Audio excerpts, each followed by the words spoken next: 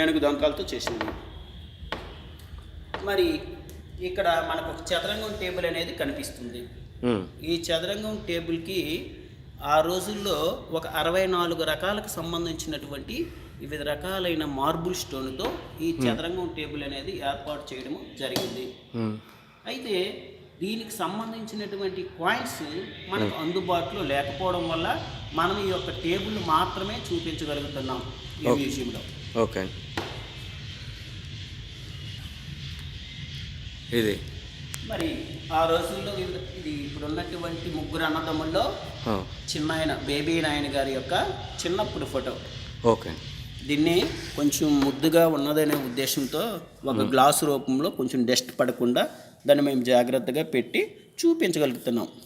Okay, suggest చాలా ముద్దుగా బొద్దుగా ఉన్నారు కాబట్టి మనం పెట్టడం జరిగింది. ఓకే. మరి ఈ స్తంభాలు సార్, ఈ స్తంభాలు అనేవి ఇవి అంటే ఈ స్తంభాల్లో ఒక రకమైన రాయితో నిర్మించబడినప్పటికీ ఈ బయట ఫినిషింగ్ అనేది సార్, ఈ బయట ఫినిషింగ్ అనేది మెరుస్తున్నాయి. కోడిగుడ్లోని వైట్